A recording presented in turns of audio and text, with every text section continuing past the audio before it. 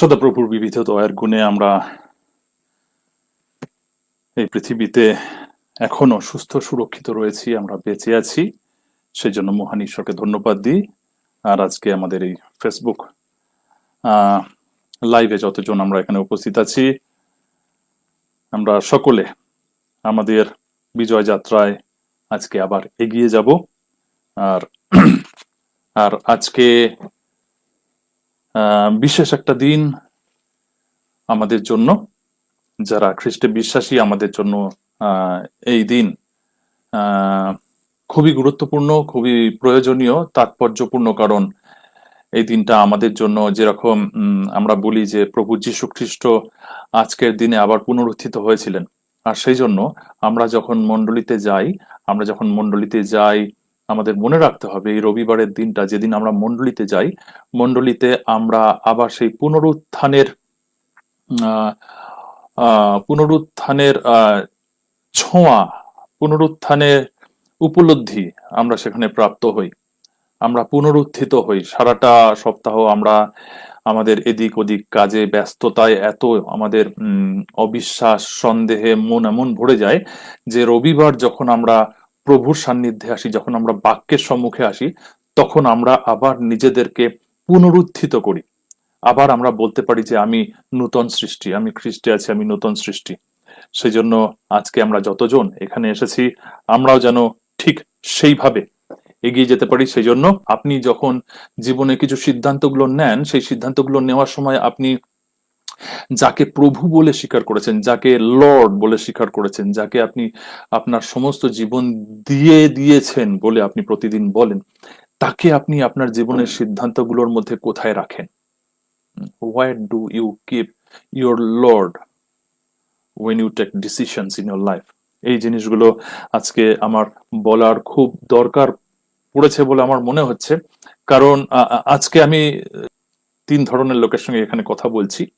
প্রথম হচ্ছে যারা আমরা খ্রিস্টে আছি এবং আমরা যারা বাক্যের জন্য হাংরি, আমরা যারা বাক্যের জন্য ক্ষুধিত, তৃষ্ণার্থ, এরকম রয়েছি, এবং আমরা যারা বাক্যে থাকতে চাই, এরকম লোক রয়েছি যারা যিশুকে চিনি, জানি, বিশ্বাস করি এবং তার হাত ধরে আমরা এগিয়ে চলতে চাইছি। এরকম লোক আমরা এখানে রয়েছে। সেকেন্ড টাইপ হচ্ছে যারা আমরা যিশুকে জেনেছি, শুনেছি, বিশ্বাস করেছি, বাট তার হাত ধরে চলার জন্য এখনো আমরা রেডি বলে নিজেকে মনে করতে পারছি না। দ্বিতীয় টাইপের। তৃতীয় হচ্ছে যারা আমরা যিশুকে জেনেছি এবং যিশুর বাক্যগুলো শুনেছি, কিন্তু সেগুলোকে আমরা পাত্তা দিই না, বা সেগুলোকে আমরা বিশ্বাস করি না, বা সেগুলোকে আমরা আমাদের জীবনে কোনো গুরুত্বপূর্ণ স্থান আমরা দিতে চাই না। সেগুলোকে আমরা বলি যে এগুলো তো ধর্মের কথা, এগুলো ধর্মের কথা। এরকম রয়েছি আমরা। তো সেই জন্য যারাই দেখছেন তাদের প্রত্যেককে আপনি যিশুকে বিশ্বাস করতে পারেন, আপনি যিশুকে অবিশ্বাস করতে পারেন, আপনি যিশুর কথা শুনে অস্বীকার করতে পারেন, কিন্তু আজকে আমি সবার প্রথমে বলতে চাই, আপনার ভবিষ্যৎ আপনার সিদ্ধান্তের উপরে নির্ভর করে। আপনার ভবিষ্যতে আপনি এমন একটা জায়গায় গিয়ে থামলেন যখন আপনি দেখলেন যে I don't like my position here, আমি আমার যে স্থানে আমি এখানে পৌঁছেছি সেটাকে আমি এখন যেখানে দাঁড়িয়ে আছি, আমি আমার জীবনের যে পর্যায়ে এসে দাঁড়িয়ে আছি, সেই পর্যায়টা আমার পছন্দ নয়। কিন্তু তখন দোষ দেওয়ার জন্য কাউকে আপনি পাবেন না, কারণ আপনার ভবিষ্যৎ, আপনি এখন যেখানে দাঁড়িয়ে আছেন সেটা সম্পূর্ণ আপনার সিদ্ধান্তের ওপরেই নির্ভর করে। মানে আপনি আপনার সিদ্ধান্তের ফল। আমি যেটা বলছিলাম, আপনি আপনার জীবনের যেখানে দাঁড়িয়ে আছেন তার জন্য আপনি অন্য কাউকে দায়ী করার চেষ্টা করবেন না, কারণ এগুলো আপনার সিদ্ধান্তেরই ফল। আর সেই জন্য এখন আপনি যেখানে দাঁড়িয়ে আছেন সেই জায়গাটা বা সেই জীবনের সেই পর্যায়টা যদি আপনার পছন্দ না হয়, তাহলে আমি আপনাকে সাহায্য করতে পারি যে এখনো দেরি হয়নি। আপনি এখনো সেই মহামূল্য সিদ্ধান্ত আপনি নিতে পারেন, যেটা আপনার এক যেটা আপনাকে এক মহামূল্য জীবনে নিয়ে যেতে পারে। আপনি আপনার জীবনে তো সবসময় প্রতিদিন আপনি কোনো না কোনো ডিসিশন নেন, আপনি কোনো সিদ্ধান্ত নেন। আপনি সিদ্ধান্ত নেওয়ার সময় কোন কোন বিষয়ে গুরুত্ব দেন, কোন কোন বিষয়গুলোতে আপনি গুরুত্ব দেন? চলুন আমরা বাইবেলে যাই। গীত সংহিতা তার 25 সংখ্যার গীত, তার 12 পদ আমরা দেখব। সেই ব্যক্তি কে যে সদাপ্রভুকে ভয় করে? তিনি তাহাকে ইষ্টপথ দেখাইবেন, তাহার প্রাণ কুশলে বাস করিবে, তাহার বংশ দেশের অধিকারী হইবে। সদাপ্রভুর গূঢ় মন্ত্রণা তাহার ভয়কারীদের অধিকার, তিনি তাহাদিগকে আপন নিয়ম জানাইবেন। এখানে লেখা রয়েছে সেই ব্যক্তি কে, বা সেই সেই লোকটা কে, সেই মহিলা কে যে সদাপ্রভুকে ভয় করে, যে আমার জন্য সমস্ত কিছু ভালো করে, ভালো চায়, যে আমার সমস্ত কিছু ভালো মঙ্গল করে। আর এখানে সেটাই লেখা আছে, তিনি তাহাকে ইষ্ট পথ দেখাইবেন, তাহার প্রাণ কুশলে বাস করিবে, তাহার প্রাণ কুশলে বাস করিবে। এখানে তাই তো লেখা রয়েছে। তো সেই জন্য আমি আমি প্রথমে বলি, আমি লাস্টেও বলবো, সেটা হচ্ছে আজকে এখানে আমরা যতজন এই সারমন দেখছি, আপনাদের প্রত্যেককে আমি বলতে চাই যে একজন খ্রিস্টে বিশ্বাসীর জন্য, আরেকবার বলি, একজন খ্রিস্টে বিশ্বাসীর জন্য সবচেয়ে গুরুত্বপূর্ণ সিদ্ধান্ত যীশু খ্রিস্টকে প্রতিদিন, প্রতিক্ষণ, প্রত্যেক বিষয়ে আপনার উদ্ধারকর্তা এবং আপনার প্রভু রূপে স্বীকার করা। আপনি যখন কোনো সিদ্ধান্ত নেন, তখন কি আপনার কোনো কোনো একটা পরিকল্পনা থেকে কি সেই সিদ্ধান্ত আসে? আমি যেটা বলতে চাইছি সেটা হচ্ছে, ধরুন আপনি কোনো পরিকল্পনা করলেন যে আমি এই প্ল্যান করছি, সেই জন্য আপনার সেই পরিকল্পনা থেকে আপনার কোনো সিদ্ধান্ত আসে কি? বা আপনার কি কোনো পরিকল্পনা আছে জীবনে?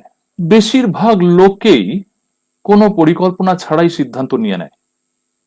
একজন খ্রিস্টে বিশ্বাসী রূপে যে কোনো সিদ্ধান্ত নেওয়ার জন্য আপনার একটা পরিকল্পনার প্রয়োজন।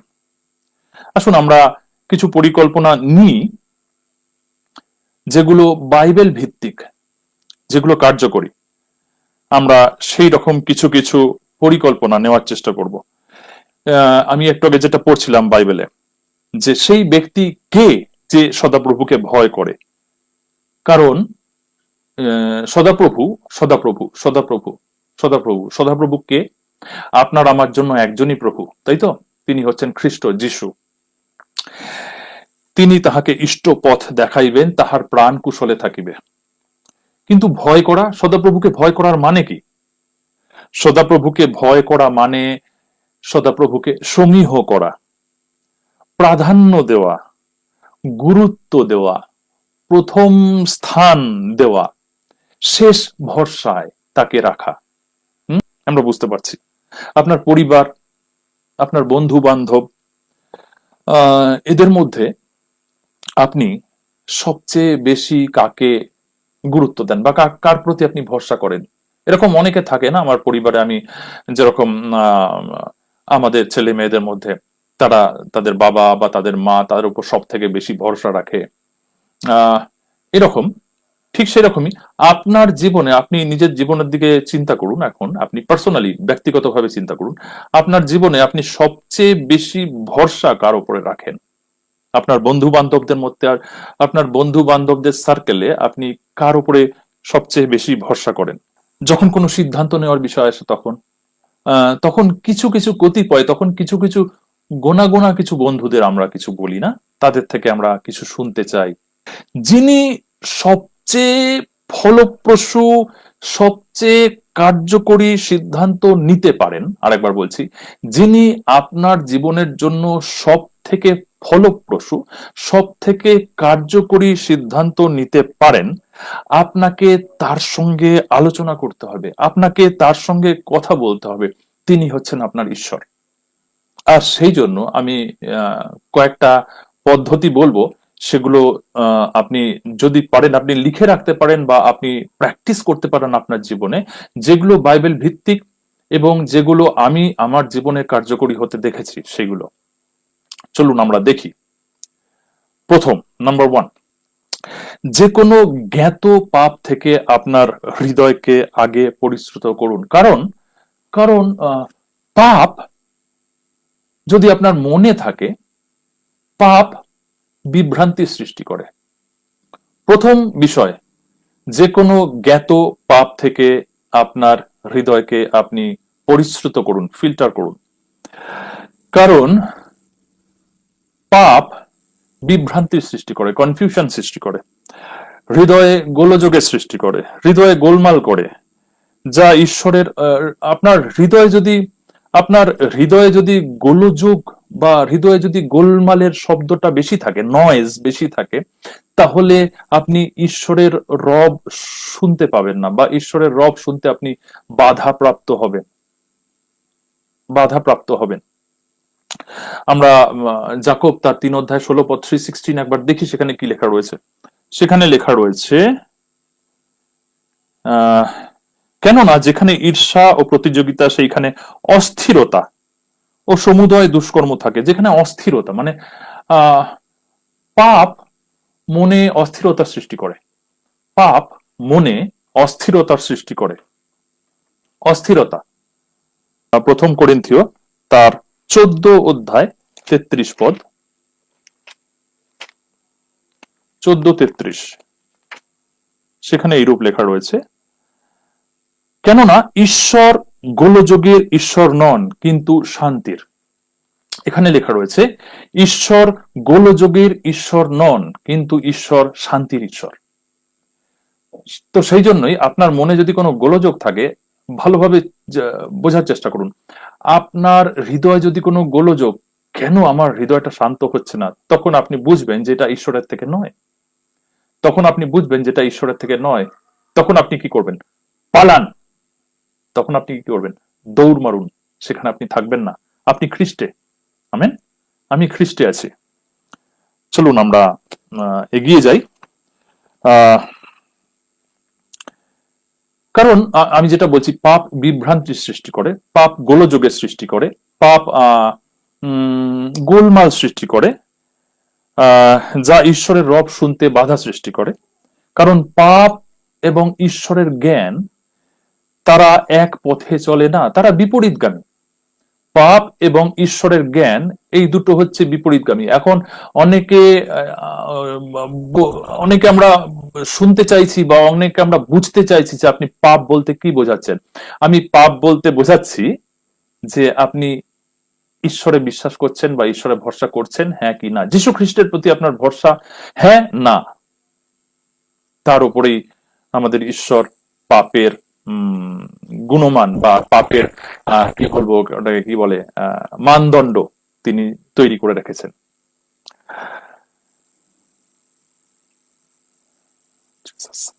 আপনি কিভাবে সেটা করবেন? আপনি কিভাবে আপনার হৃদয়কে পাপ থেকে মুক্ত করে রাখবেন? আপনি কিভাবে আপনার হৃদয়কে পাপ মুক্ত করে রাখতে পারেন? আপনি ঈশ্বরকে প্রশ্ন করুন, আপনি পিতা ঈশ্বরকে প্রশ্ন করুন, হে পিতা, আমার মনে এখন কি কোনো বিষয় রয়েছে যেটা আমাকে তোমার রব শুনতে বাধা সৃষ্টি করছে? তুমি আমাকে বলো। আপনি ঈশ্বরকে জিজ্ঞেস করুন, এবং যখন আপনি সেই উত্তরটা পাবেন, সেই উত্তরের জন্য আপনি বলুন, ঈশ্বর তুমি আমায় ক্ষমা করো। এখন আমি তোমাকে শুনতে চাই, আমি তোমাকে বুঝতে চাই, আমি তোমার প্রতি আমার দৃষ্টি এবং আমার কর্ণ, আমি তোমার প্রতি আমি মনোযোগ দিচ্ছি। হ্যাঁ, এটা হচ্ছে মন ফেরানো। এর জন্য বিশেষ কোনো কাজ করতে হয় না। আরেকবার বলছি, পাপ হৃদয়কে মিথ্যা দ্বারা, ছলনা দ্বারা আবৃত করে। পাপ হৃদয়কে বিভ্রান্ত করে। পাপ হৃদয়ের সাথে বিশ্বাসঘাতকতা করে। আপনার হৃদয়কে পাপ থেকে মুক্ত করুন, আপনার মনকে পাপ থেকে মুক্ত করুন। প্রথম হচ্ছে আপনার হৃদয়কে আপনি পাপ থেকে মুক্ত করুন। দ্বিতীয় হচ্ছে, আপনার মনে কোনো ইচ্ছা রয়েছে, তাই তো? একটা পরিকল্পনা নেওয়ার আগে আপনার মনে একটা ইচ্ছা রয়েছে, আপনার ইচ্ছাটাকে একটা নিরপেক্ষতায় নিয়ে আসুন। কোনো পক্ষপাতিত্ব করবেন না যে আমার হলে এটা ভালো হবে, মানে আমি এটা চাই না। আপনার ইচ্ছাটাকে একটা নিরপেক্ষ প্ল্যাটফর্মে নিয়ে আসুন আপনি আগে, এবং লোকে কি বললো তার উপরে ভিত্তি নয়। আপনি প্রথমে ঈশ্বরকে জিজ্ঞেস করুন, পিতা তুমি কি চাও? প্রভু তোমার ইচ্ছা আমাকে বলো, আমার ইচ্ছা এই, তোমার ইচ্ছা তুমি আমাকে বলো। শুনুন, আপনি সেই ব্যক্তির সঙ্গে, আপনি আপনি সেই লোকের সঙ্গে কথা বলছেন যিনি আপনার বিষয়ে সমস্ত কিছু জানেন, এবং একমাত্র তিনিই জানেন যে আপনার জন্য কোনটা সবচেয়ে বেশি কার্যকরী, আপনার জন্য কোনটা সবচেয়ে বেশি মঙ্গলকর। আপনার ইচ্ছাকে একটা নিরপেক্ষতায় নিয়ে আসুন। চলুন আমরা বাইবেলে যাই। আহ গীত সংহিতা তার 85 সংখ্যার গীত, তার 8 পদটা দেখি আমরা একটু। ঈশ্বর সদাপ্রভু যাহা বলিবেন আমি তাহা শুনিব, কেননা তিনি আপন প্রজাদের, আপন সাধুগণের কাছে শান্তির কথা বলিবেন, কিন্তু তাহারা পুনর্বার মূর্খতায় না ফিরুক। সেই জন্য আপনি যদি আপনার মনকে পাপ থেকে বিরত রেখে আপনার ইচ্ছাকে একটা নিরপেক্ষ জায়গায় নিয়ে যেতে চান, তাহলে আপনার মুখ থেকে এই স্বীকারোক্তি করার দরকার রয়েছে যে আমি আমার ইচ্ছা জানি, কিন্তু এখন I will listen to what God the Lord says, right? He promises peace to his people, এখানে লেখা রয়েছে his faithful servants, but let them not turn to folly. তারা যেন মূর্খতায় না ফেরে, সেই জন্য। তো সেই জন্য আপনার মুখ থেকে প্রথমেই বেরোনোর দরকার, আমার ইচ্ছা তো এটা, কিন্তু এখন সদাপ্রভু ঈশ্বর যা বলবে আমি তা শুনবো। আমেন। হুম। তো দ্বিতীয় হচ্ছে, আপনার ইচ্ছাকে একটা নিরপেক্ষতায় আপনি নিয়ে আসুন। বুঝতে পারছি আমরা ব্যাপারটা। তৃতীয় হচ্ছে, আপনার একটা ইচ্ছা আছে, ধৈর্য ধরুন, ধৈর্য ধরুন, ধৈর্য ধরুন, অধৈর্য হবেন না। এইখানে এসেই বেশিরভাগ লোক হোঁচট খায়। এখানে এসে বিশ্বাসীদের মধ্যে সব থেকে বেশি, বিশ্বাসীদের মধ্যে এবং এই পৃথিবীর সব থেকে বেশি লোক ঈশ্বরকে বিশ্বাস করলাম, কিন্তু ধৈর্য আমরা ধরতে পারি না। এখানে এসেই আমরা বেশি হোঁচট খাই। আপনি হয়তো অনেক দিন ধরে কোনো বিষয়ের জন্য প্রার্থনা করছেন, কিন্তু কোনো উত্তর পাচ্ছেন না। বাইবেল দেখুন, সেখানে কি লেখা আছে? সেখানে কি লেখা আছে? চাও। কি কি কি কি লেখা আছে? চাও, তোমাকে সঙ্গে সঙ্গে দেওয়া যাবে, লেখা আছে কি এখানে? না, এখানে লেখা নেই চাও তোমাকে দেওয়া যাবে, অন্বেষণ করো এক্ষুনি পাইবে, এরকম লেখা আছে কি কোথাও? না, লেখা নেই। অন্বেষণ করো পাইবে। কখন? চাও তোমাকে দেওয়া যাইবে, এখন? না, সেটা তো বাইবেলে লেখা নেই। চাও, অন্বেষণ করো।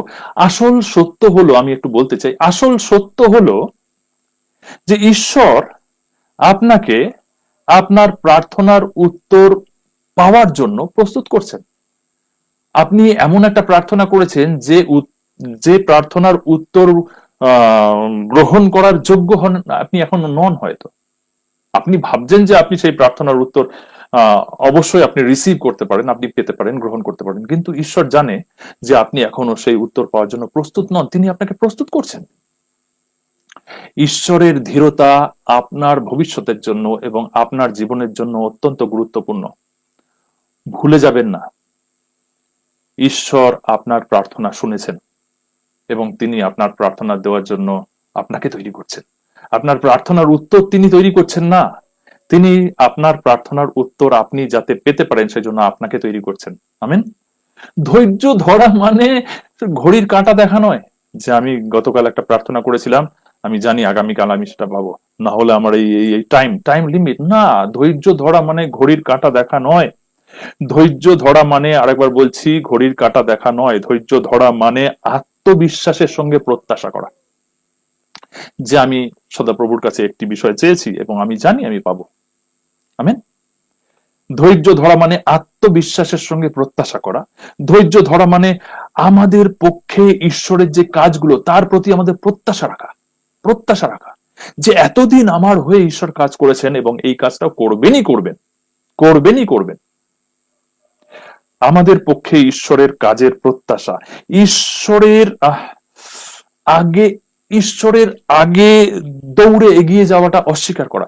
ধৈর্য ধরা মানে, আরেকবার বলছি, তুমি আমার আগে আগে, আমি তোমার পেছনে, আমি যা করব তোমার পরেই করব, তুমি আমাকে যা বলবে আমি তাই করব। ধৈর্য ধরা তার মানে, ধৈর্য ধরা মানে আপনার জীবনের সমস্ত সমস্যার সমাধান নিজে নিজে করতে অস্বীকার করা। গীত সংহিতা তার 46-10 সেখানে কি লেখা রয়েছে? ক্ষান্ত হও, জানিও আমি ঈশ্বর। আমরা বেশিরভাগ সময় ক্ষান্ত হতে অস্বীকার করি। আমার প্রাণ নীরবে ঈশ্বরের অপেক্ষা করবে, তাই তো লেখা রয়েছে না? ঈশ্বর জানেন, আমি ভালোভাবে বলছি, আপনি শুনুন। তৃতীয় বিষয় আমরা শুনছি ধৈর্য ধরা। ঈশ্বর জানেন আপনার জীবনের কোন বিষয়টা সবচেয়ে বেশি জরুরি। তিনি জানেন কোন প্রার্থনার উত্তর আপনার সবার প্রথমে প্রয়োজন। তিনি জানেন আপনি কোন কোন প্রার্থনার উত্তরের জন্য এখনো প্রস্তুত নন।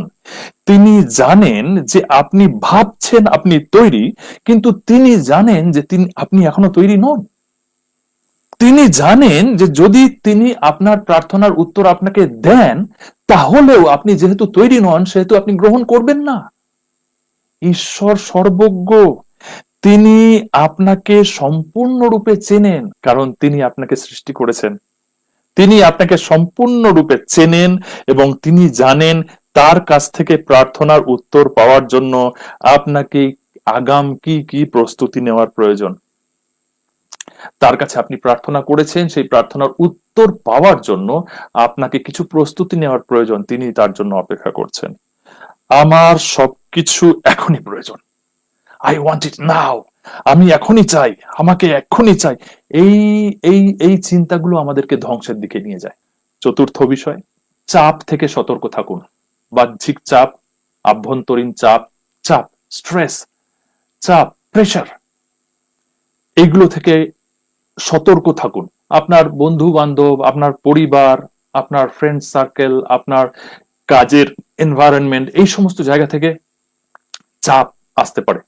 এক্সটার্নাল, বাহ্যিক চাপ আপনার মনে আসতে পারে। আমরা যে সমস্ত জিনিসগুলো শুনছি, সমস্ত কিছু আমরা মনের ব্যাপার বা হৃদয়ের ব্যাপারে শুনছি। আপনার হৃদয়ে বাইরে থেকে চাপ আসতে পারে, কিন্তু সেই ব্যাপারে চলুন আমরা গীত সংহিতা তার 107-এর 6 পদ আমরা একটু দেখব। সংকটে তাহারা সদাপ্রভুর কাছে ক্রন্দন করিল, আর তিনি তাহাদিগকে কষ্ট হইতে উদ্ধার করিলেন। সংকট, বাহ্যিক প্রেশার, সংকট, যখনই সংকট আসছে, আপনি 13 পদ দেখুন, সেখানে কি লেখা রয়েছে? সংকটে তাহারা সদাপ্রভুর কাছে ক্রন্দন করিল, আর তিনি তাহাদিগকে কষ্ট হইতে ত্রাণ করিলেন। আপনি 19 পদ দেখুন, সংকটে তাহারা সদাপ্রভুর কাছে ক্রন্দন করে, আর তিনি তাহাদিগকে কষ্ট হইতে ত্রাণ করেন। আপনি 28 পদ দেখুন, তার 6, 13, 19, 28 দেখুন। 28-এ দেখুন, সংকটে তাহারা সদাপ্রভুর কাছে ক্রন্দন করে, আর তিনি তাহাদিগকে কষ্ট হইতে বাহির করেন। বাহ্যিক চাপ আসতে পারে, তখন আমরা কি করব? সদাপ্রভুর কাছে ক্রন্দন করার দরকার রয়েছে। বাইরের লোকের কাছে নয়, বন্ধু বান্ধবের কাছে নয়, সদাপ্রভুর কাছে ক্রন্দন করার দরকার রয়েছে, কারণ তিনি আপনাকে সেই কষ্ট থেকে বার করতে পারেন। আভ্যন্তরীণ চাপ আসতে পারে, মনের ভেতর থেকে চাপ। আপনি যে যে সংকল্পগুলো করেছেন, বা আপনি ভাবছেন যে আপনার ওপরে এত গুরুভার, এত দায়িত্ব রয়েছে, কিন্তু আপনি কিছু করতে পারছেন না। আভ্যন্তরীণ, ইন্টারনাল একটা মেন্টাল একটা প্রেশার আসতে পারে। ভয়, ভীতি, সংশয়, এই সমস্ত জিনিসগুলো। আপনি সতর্ক থাকুন, বি অ্যালার্ট। আমি আরেকবার বলছি, আপনি সতর্ক। 119-এর 143 পদ দেখুন তো, সেখানে লেখা রয়েছে, সংকট ও দুর্দশা আমাকে পাইয়া বসিয়াছে, তথাপি তোমার আজ্ঞা সকল আমার হর্ষজনক। তোমার সাক্ষ্যকলাপ অনন্তকাল ধর্মময়। আমাকে বুদ্ধি দাও, তাহাতে আমি বাঁচিব। 5, অবিরত প্রার্থনা করা। প্রথম থেসেলনিকীয় তার 5 অধ্যায় 17 পদে লেখা রয়েছে, অবিরত প্রার্থনা করো। আপনি যখন প্রার্থনা করেন, জেনে রাখুন, আপনি যখন আপনার প্রার্থনার উত্তর পান না, তখন জেনে রাখুন ঈশ্বর তার উপরে আপনার ভরসার পরীক্ষা করছেন। যখন আপনি আপনার প্রার্থনার উত্তর পাচ্ছেন না, তখন ঈশ্বরকে দোষারোপ করবেন না। ঈশ্বরের কাছে আপনার প্রার্থনার সমস্ত উত্তর আছে, কিন্তু ঈশ্বর আপনাকে, তার উপরে আপনার ভরসার পরীক্ষা করছেন। তার উপরে আপনি ভরসা করেন কি করেন না। আজকে আপনি আপনার প্রার্থনার উত্তর পেলেন না, থ্যাংক ইউ লর্ড, আমি জানি তুমি আমাকে আমার প্রার্থনার উত্তর দেবে, আমি জানি তোমার কাছে রয়েছে। আপনার ভরসার পরীক্ষা করছেন। 6, তার প্রতিজ্ঞায় বিশ্রাম করতে শিখুন। তিনি আপনাকে কিছু প্রতিজ্ঞা করেছেন, সেই প্রতিজ্ঞার উপরে বিশ্রাম করা শিখুন। তিনি আপনাকে যে যে প্রতিজ্ঞাগুলো করেছেন সেই প্রতিজ্ঞাগুলোর উপরে আপনি রেস্ট, আপনি আপনি আপনি বিশ্রাম করুন সেই প্রতিজ্ঞাগুলোর উপরে। আপনার দেহে, আপনার মনে, আপনার পরিবারে, আপনার সমাজে না, ঈশ্বরের প্রতিজ্ঞা আপনার জন্য যেগুলো রয়েছে তার উপরে আপনি বিশ্রাম করা শিখুন এবং বিশ্রাম করা শুরু করুন। বাক্য আপনার চিন্তাকে ফিল্টার করে। ঈশ্বরের বাক্য আপনার সমস্ত চিন্তাকে ফিল্টার করতে পারে যদি আপনি অ্যালাউ করেন। ইব্রিয় তার 3 অধ্যায় 11 পদ থেকে 4 অধ্যায় 11 পদ, চলুন আমরা একবার 4 অধ্যায় 11 পদটা আমি দেখছি, চলুন আমরা সেখানে যাই। সেখানে লেখা রয়েছে, তখন আমি আপন ক্রোধে এই শপথ করিলাম, ইহারা আমার বিশ্রামে প্রবেশ করিবে না। তারপরে 4 অধ্যায় 1 পদ দেখুন, অতএব আমাদের ভয় থাকা উচিত, পাছে তাহার বিশ্রামে প্রবেশ করিবার প্রতিজ্ঞা থাকিয়া গেলেও এমন বোধ হয় যে তোমাদের কেহ তাহা হইতে বঞ্চিত হইয়াছে। সুতরাং 9 পদ, 4 অধ্যায় 9 পদ, সুতরাং ঈশ্বরের প্রজাদের নিমিত্ত বিশ্রামকালের ভোগ বাকি রহিয়াছে। ফলত যেরূপ ঈশ্বর আপন কর্ম হইতে বিশ্রাম করিয়াছিলেন, তেমনি যে ব্যক্তি তাহার বিশ্রামে প্রবেশ করিয়াছে সেও আপনার কর্ম হইতে বিশ্রাম করিতে পাইল। অতএব আইসো আমরা সেই বিশ্রামে প্রবেশ করিতে যত্ন করি। আমার কাজের ওপরে নয়, কিন্তু তার প্রতিজ্ঞার উপরে বিশ্রাম করার জন্য, সেই বিশ্রামে প্রবেশ করার জন্য আমাদেরকে আরো আরো এফোর্ট, আরো আরো আমাদেরকে এগিয়ে যেতে হবে তার বিশ্রামে প্রবেশ করার জন্য। যাই ঘটুক না কেন, আমি জানি ঈশ্বর আমার সঙ্গে রয়েছে এবং আমি জানি ঈশ্বর আমার প্রার্থনা শুনেছেন এবং তিনি আমাকে মঙ্গলের পথে, শান্তির পথেই তিনি আমাকে নিয়ে যাবেন। আর একটা জায়গায় আপনি যদি দেখতে চান সেখানে আপনি দেখতে পারেন প্রথম যোহন তার 3 অধ্যায় 19 পদ, সেখানেও আপনি দেখতে পারেন। কিন্তু আমি বলছি আপনি বিশ্রাম করতে শিখুন। ঈশ্বর আপনার জন্য যে প্রতিজ্ঞাগুলো করেছে, আপনি বাইবেল থেকে আপনার জন্য ঈশ্বরের প্রতিজ্ঞাগুলো বার করুন, স্ন্যাচ আউট করুন এবং তার উপরে আপনি বলুন, দিস ইজ ফর মি, এটা আমার জন্য, এটা আমার জন্য, এটা আমার জন্য, এটা আমার জন্য। 7, ঈশ্বরের শান্তির অপেক্ষা করুন, যেটা ছাড়া আপনি কোনো কাজ করতে পারবেন না। আপনার মন ঈশ্বরের শান্তির অপেক্ষা করুক, কারণ সেই শান্তি ছাড়া আপনি কখনোই বুঝতে পারবেন না যে আপনার লাইন এবং ঈশ্বরের লাইন দুটো একই দিকে চলছে। ঈশ্বরের শান্তির, চলুন আমরা একটা জায়গায় যাই, কলসীয় না তার 3 অধ্যায় 15 পদ, কি লেখা আছে সেখানে, আর খ্রিস্টের শান্তি তোমাদের হৃদয়ে কর্তৃত্ব করুক। তোমরা তো তাহারই নিমিত্ত এক দেহে আহুত হইয়াছ, আর কৃতজ্ঞ হও। খ্রিস্টের শান্তি আপনার হৃদয়ে কর্তৃত্ব করুক। ইব্রিয় তার 13 অধ্যায় 20 পদ। আর শান্তির ঈশ্বর, যিনি অনন্তকাল স্থায়ী নিয়মের রক্ত প্রযুক্ত সেই মহান পালক রক্ষককে, আমাদের প্রভু যিশুকে মৃতগণের মধ্য হইতে উঠাইয়া আনিয়াছেন, তিনি আপনার ইচ্ছা সাধনার্থে তোমাদিগকে সমস্ত উত্তম বিষয় পরিপক্ক করুন। আপনার দৃষ্টিতে যাহা প্রীতিজনক তাহা আমাদের অন্তরে যীশু খ্রিস্ট দ্বারা সম্পন্ন করুন। যুগে যুগে তাহার মহিমা হোক, আমেন। শান্তির ঈশ্বর, তার জন্য আমাদের অপেক্ষা করার দরকার রয়েছে। ঈশ্বরের শান্তির অপেক্ষা করুন। এক মহামূল্য জীবন, যেখানে আপনার চিন্তার বেশিরভাগ, আপনার চিন্তার সিংহভাগ ঈশ্বর করেন এবং আপনাকে চিন্তা করতেই হয় না, এইরকম একটা জীবনে প্রবেশ করার জন্য আপনাকে দুটো সিদ্ধান্ত নেওয়ার দরকার রয়েছে। যারা এখনো প্রভু যীশু খ্রিস্টকে গ্রহণ করেননি তাদেরকে আমি বলছি, আপনার জীবনের প্রথম সিদ্ধান্ত এই হোক, প্রভু যিশুকে আপনার পরিত্রাতা, প্রভু যিশুকে আপনার প্রভু রূপে আপনি স্বীকার করুন, আপনার মুখে স্বীকার করুন। আপনি মুখে বলুন, হে যিশু, আজ আমি তোমাকে আমার পরিত্রাতা রূপে, আমার ত্রাণকর্তা রূপে, আমার প্রভু রূপে স্বীকার করলাম। স্বীকার করুন তাকে। আর দ্বিতীয় সিদ্ধান্ত হচ্ছে, তাকে অনুসরণ করুন, তাকে অনুসরণ করুন। তিনি আপনাকে যা বলছেন, আমার পশ্চাৎ আইসো, তাকে অনুসরণ করুন। এর থেকে বড় সিদ্ধান্ত আমি আমার জীবনে কিছু পাইনি। আজ পর্যন্ত আমাকে তিনি লজ্জিত হতে দেননি। একেবারে 11th আওয়ারে, একেবারে শেষ পর্যায়ে এসে আমি যখন ভাবছি যে আমার এবারে ভরাডুবি হতে চলেছে, আমার এবারে ভরাডুবি, আমি হয়তো বলেও ছিলাম যে আহ, অনেককে আমি বলেওছি আমার জীবনের টেস্টিমনি, আমি ছোট্ট একটা টেস্টিমনি দিচ্ছি। যখন আমি আমার বাইবেল স্টাডি আমার কমপ্লিট হলো, বিডি কমপ্লিট করলাম, আমার কলেজে শেষ হলো, কলেজে কমপ্লিট করার পরে আমি চার্চে পাস্তরের জন্য আমি অ্যাপ্লাই করলাম, প্রভিশনারি পাস্তরের জন্য আমি যখন অ্যাপ্লাই করলাম, এবং আমি তো একদম জানি যে আমাকে আমি পাবোই পাবো, এবং সেই জন্য আমি সমস্ত চাকরি টাকরি ছেড়ে, যে একটা টেম্পোরারি কাজ করছিলাম সেই সমস্ত চাকরি ছেড়ে আমি ইন্টারভিউ দিতে এলাম। আমি ইন্টারভিউ দিলাম এবং আমি কনফিডেন্ট যে আমি পাবোই পাবো।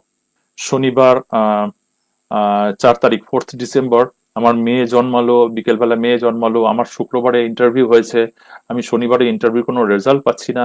আমি তখন অফিসে ফোন করলাম, আমার মেয়েকে কোলে নিয়ে আমি তখন অফিসে ফোন করলাম, এবং অফিসে ফোন করে আমি যখন জিজ্ঞেস করলাম যে আমার ইন্টারভিউ এর রেজাল্ট আমি জানতে পারলাম না, তখন অফিস থেকে উত্তর এলো, আপনাকে যদি কেউ ফোন না করে তাহলে আপনাকে জানতে হবে যে আপনি সিলেক্টেড হননি। হঠাৎ 2-3 মিনিটের জন্য আমার চোখ যেন মনে হলো সামনের সমস্ত কিছু অন্ধকার হয়ে গেছে। আর তারপরেই আমি আমার কোলে আমার মেয়েকে দেখলাম, আমি আমার কোলে আমার মেয়েকে দেখলাম, আমার হসপিটালের বেডে আমার স্ত্রী রয়েছে, তার মুখে হাসি, তার মেয়ের জন্য। কিন্তু আমার মুখে হাসিটা 2 মিনিটের জন্য চলে গেছিল, কিন্তু যখনই আমি আমার মেয়েকে দেখলাম তখন আমি বললাম, প্রভু তোমাকে অশেষ ধন্যবাদ দিই, আজ পর্যন্ত তুমি আমাকে এইভাবে নিয়ে এসেছো। আমি জানি আমার কাল, আমার আজ, আমার গতকাল, আজ পর্যন্ত তোমার হস্তে আমি সমর্পণ করেছি, আমার আগামীকাল আমি তোমার হস্তে সমর্পণ করি, আর আমি সুরক্ষিতই থাকবো। যখন আমি সেটা বললাম, তার তার তখন তার পরের দিন সকাল 7:30, 8:30 সময় হবে। আম, একটা মানে মিজোরামের কি বলবো, প্রেসবিটেরিয়ান স্কুলের মধ্যে সব থেকে বড় স্কুল বললে আমি ভুল করবো না, সেই স্কুলের প্রিন্সিপালের জন্য আমার জন্য অফার চলে এলো। যখন আমরা সমস্ত কিছু তার উপরে ছেড়ে দিই, তখন আমাদের জীবনে যে সমস্ত ঘটনাগুলো ঘটে তার কোনোটার জন্যই আমরা আর দায়ী থাকি না। কিন্তু আপনার জীবনের সমস্ত ব্যাপারে যদি আপনি নাক গলাতে চান, তাহলে মাঝে মাঝে এখানে আমাদের মধ্যে অনেক, মাঝে মাঝে আমাদের মনে মনে চলে আসবে, মরলেই হয়, আমি মরলেই বাঁচি। আপনি যদি যিশু ছাড়া এই পৃথিবী ছাড়েন, তাহলে আপনার পরের স্টেপ হচ্ছে অনন্ত নরক। আর সেই জন্য যিশু খ্রিস্টকে আপনার ত্রাণকর্তা, আপনার প্রভুরূপে গ্রহণ করুন, আর দ্বিতীয়, তাকে অনুসরণ করুন। যিশু বলেছেন, তোমরা সংকীর্ণ দ্বার দিয়ে প্রবেশ করো, সরু রাস্তা দিয়ে তোমরা ঢোকো, যে রাস্তাটা অনেক চওড়া সেখান দিয়ে যাওয়ার চেষ্টা করো না, কারণ সেই রাস্তা ধ্বংসের পথে নিয়ে যায়। সংকীর্ণ পথ দিয়ে তোমরা প্রবেশ করো, কারণ সেটা অনন্ত স্বর্গে প্রবেশ করায় তোমাদেরকে। আর সেই জন্য সেই রাস্তায়, সেই অনন্তকালীন জীবনে প্রবেশ করার জন্য সংকীর্ণ দ্বার দিয়ে আপনাকে প্রবেশ করার দরকার রয়েছে। কিন্তু যিশু আপনাকে বলছে, আমি তোমাকে কখনো ছাড়িব না, আমি তোমাকে কখনো ত্যাগ করিব না। আমেন। আমরা যেন সেই বিশ্বাস নিয়ে, আজকে আমি যে যে বিষয়গুলো বললাম, জীবনে দুটো সিদ্ধান্ত আপনার জন্য সব থেকে বেশি গুরুত্বপূর্ণ। এক হচ্ছে, যিশু খ্রিস্টকে আপনার হৃদয়ে বিশ্বাস করুন এবং আপনি মুখে স্বীকার করুন যে, প্রভু যিশু, আজ আমি তোমাকে আমার ত্রাণকর্তা, আমার উদ্ধারকর্তা, আমার একমাত্র প্রভু রূপে স্বীকার করছি। তুমি প্রভু, আমি দাস, তুমি যা বলবে আমি তাই শুনবো, তুমি যা করতে বলবে আমি তাই করব। তাকে গ্রহণ করুন, স্বীকার করুন এবং তাকে অনুসরণ করুন। আর আপনার হৃদয়কে, যদি কোনো পরিকল্পনা নেওয়ার আগে আপনার হৃদয়কে এইভাবে আপনি প্রস্তুত করুন। প্রার্থনায় আসি। মঙ্গলময় পিত, তোমায় ধন্যবাদ দিই, তোমার জীবন বাক্য যা তুমি আমাদের দিলে আজকে, আজ এই জীবন খাদ্য তুমি আমাদেরকে যে দিয়েছো, অনেকের জন্য এটা হয়তো কঠিন, অনেকের জন্য এটা খুবই কঠিন, কিন্তু তাদেরকে বুদ্ধি এবং প্রজ্ঞা দাও, যাতে তারা এই বাক্যের গুরুত্ব বুঝতে পারে, এবং যাতে তারা সরল মনে প্রভু যীশু খ্রিস্টকে স্বীকার করে তোমার শান্তিতে প্রবেশ করতে পারে, এবং তখন যাতে তারা চোখ খুলে দেখতে পারে যে তাদের সমস্ত কিছুতে তুমি ছিলে, তুমি আছো এবং তুমি থাকবে। হে পিতা পরমেশ্বর, আজ এই সময় যারা যারা অসুস্থ রয়েছে, তাদের প্রত্যেককে আমি যীশু খ্রিস্টের নামে সুস্থ ঘোষণা করি। আজ যারা যারা সমস্যায় জর্জরিত রয়েছে, তাদের প্রত্যেককে আমি যীশু খ্রিস্টের নামে মুক্ত ঘোষণা করি। আজ যারা যারা মানসিক অশান্তিতে ভুগছে তাদের প্রত্যেককে আমি যীশু খ্রিস্টের নামে ঈশ্বরের শান্তি প্রদান করি। আজ যারা যারা তাদের ভবিষ্যতের জন্য চিন্তিত রয়েছে তাদের প্রত্যেককে আমি খ্রিস্ট যিশু নামে মুক্ত ঘোষণা করি। হে পিতা, জানি এবং বিশ্বাস করি যে তুমি আমার প্রার্থনা শুনেছ, কারণ আমাদের এই সমস্ত প্রার্থনা আমরা যিশু নামে চাই। আমেন। আপনাদের প্রত্যেককে ধন্যবাদ দিই। সুস্থ থাকুন, সুরক্ষিত থাকুন, খ্রিস্টে থাকুন। জয় যিশু।